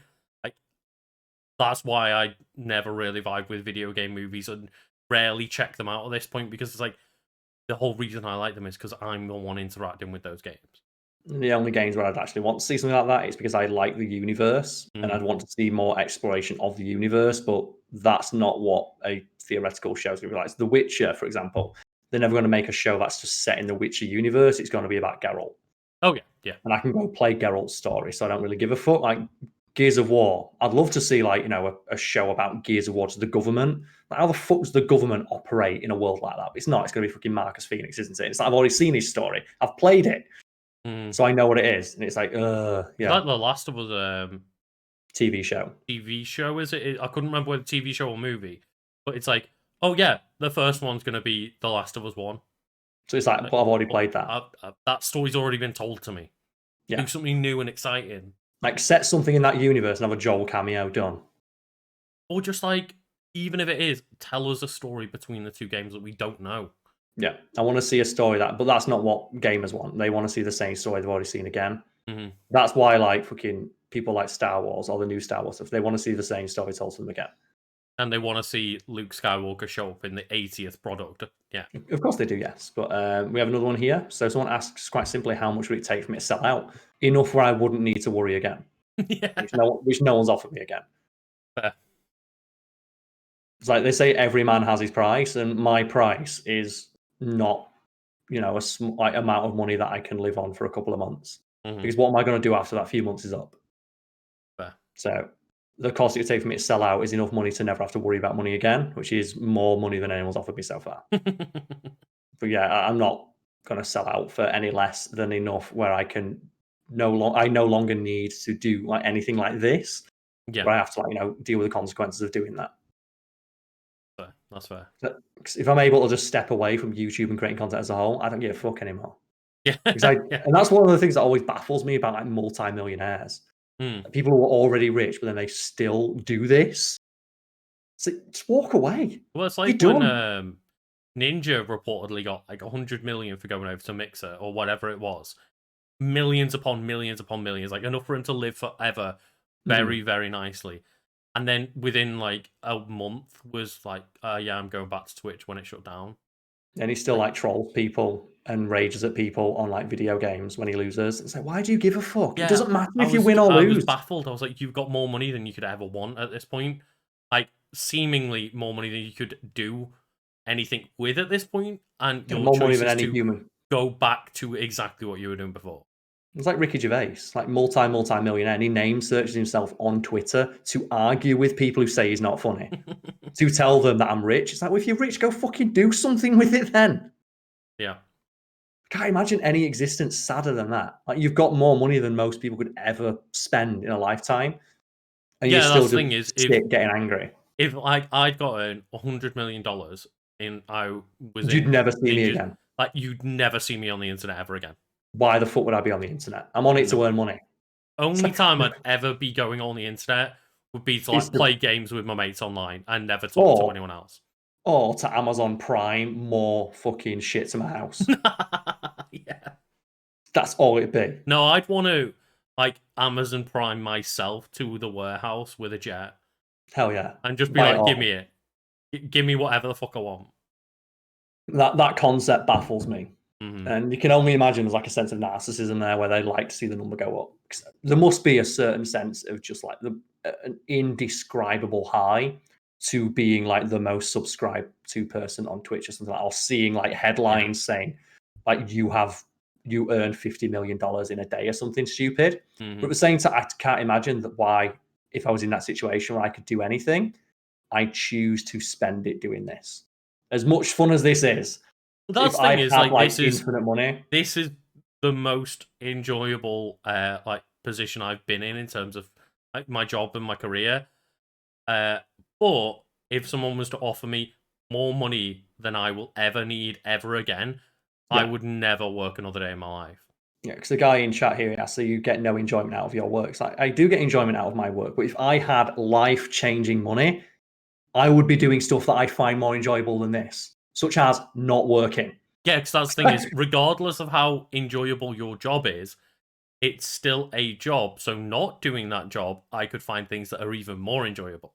Yeah, like I'm pretty sure there is nobody on this planet who's like asked if you were given like infinite money effectively, would you go onto the internet and play games that made you angry? It's like, no, you fucking wouldn't. You'd sit in your giant fucking palatial mansion and have your friends over for a massive party. Yeah. I'd be like fucking Disney World every other week. Yeah, it's like if you were that fucking rich, like why would you do anything that made you stress when you have the money to alleviate all issues and possible problems in your life? Yeah, totally. And that's a weird trend whenever we talk about stuff like this, of like, oh, if like we often get asked, so if we had the money to like walk away from YouTube, or if we ever left YouTube or quit, would we still make videos for fun? It's like, no. because I presumably at that point still need to earn money doing something else, and I wouldn't have the time. Yeah, and that is the thing, isn't it? Of like, again, this is the most enjoyable way I've ever earned money, but it's still a job. Yes. Like, I can do this and find it like relatively enjoyable and, you know, thankfully earn money off it. But that just being able to do whatever the fuck I want whenever I want and never have to worry about the money would be even more enjoyable. Exactly, yes. So any last questions in yours, Lucas? Nothing that's sticking out to me. Then nothing left in your Discord, so we've cleared that out, yeah? Yeah. Hell fucking yes. Well, actually, we've got one final question here. Someone's asked, what is the value of something if there's no work involved, including happiness? Say that to a poor person. I hate that trend of like, oh, is it really happiness if you didn't earn it? It's like, fuck off. Yeah. Try cleaning toilets for a living like I did and tell me that not working is fucking sick. The only time you ever there's people who've already got money, fuck you. Oh, it's like, oh, money can't buy happiness. Try it. Yeah. So, like, do you know what? I bet it can. I bet it fucking can. Like, try being a multi-billionaire for a few weeks. Yeah. Yeah. Like, it's that old one. I think it's like a fucking Del Boy quote. It's like, oh, money can't buy happiness, but yeah, but it sure takes the sting out of being poor. Yeah. We have a question here. How does it feel being one of the only group of people on YouTube actually feel like real people and not characters? I don't feel like I'm not a character because like these streams themselves prove that. Mm-hmm. Every time we stream, we'll have people coming in and just quoting things from my videos. Like usually the same 3 or 4 things, like maybe is vampire or mentioning Doggo Force or something like that. So there are people who look at me like a character, or I get asked like, "Oh, Karl, where's your drink today?" As if in their head all I do is just sit and drink. Yeah. Or where's the green screen? Because they're in their head all I do is sit in front of a green screen. You live in front of a green screen. Yeah, and like while it's largely said in jest, there are people who like just have this very limited view of what my personality is. They don't see me as a rounded person. They do see me as a character. Yeah, and I also watch plenty of other people on YouTube or on Twitch that I do think are just genuine people. Mm-hmm. I would definitely not say that we are the only ones. No, or even close to one of the only ones. No, and I'd argue that like we're more like we're all heightened versions of ourselves, or me especially is in the fact fiend stuff because I have to be, you know, for entertainment value. Yeah, like when I sit there and play Destiny of a night on my own off stream, I'm not constantly talking. I'm not trying to constantly engage with people and stuff. I'm just turning off and going into zombie mode. That's the thing. I'm like that. Like my girlfriend hates it. I'm playing Monster Hunter recently, and I went playing Monster Hunter, and I'm like kicking the shit out of him. I was like, "Fucking bring it! Come on! You think you can have me?" Yeah, but like I'm not having full-on discussions.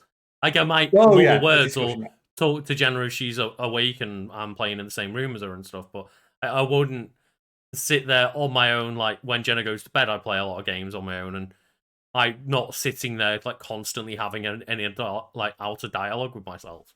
No, but I do offer a run and commentary when I'm playing video games. So me playing video games actually on stream is quite realistic to what I'd be like when I'm playing video games. Mm-hmm. So I'd argue that's like the closest you get to see me as a person, whereas like Fact Fiend is just an exaggerated version of my own personality, edited down. Yeah. That's the important thing. People don't realize it's edited to be funny. Because we've had that on like streams and stuff, haven't we? Like, oh, you're not saying anything funny. It's like, well, not everything I say has to be funny. Mm-hmm. Sometimes you just want to get information across to another person. Yeah. But no, I feel I am a character, and I get treated like one of the people that like, you know, refer to me as one, and that's perfectly acceptable because, you know, they're only getting a very slim snapshot into what my life is like. Yeah, totally. And even, you know, but when we do a 6-hour stream one night or whatever it is, when we do a longer stream, you're still only seeing 6 hours of my day out of my life, you know. And again, we are there to try and be engaging and try to, as you say, be ourselves, but be a little bit of a heightened version of ourselves. Yeah, and that primary purpose in that way is like to be entertaining. And we try. Right. Yeah, that's like our primary job is being entertainers. Mm-hmm. As like up my own ass as that sounds, but yeah, like thanks everyone for tuning in. Lucas, before we go, anything you'd like to plug for the lovely people in chat and for people listening at home? Yeah, I will do my usual little plug of I do gaming things on Twitch here and over on YouTube, and it's just Legend of Kanto. Hell fucking yes. And then for me, it's just Google Karl Smallwood. You'll find me. I'm there somewhere, buried in those search results. And then, yeah. Cheers, everyone.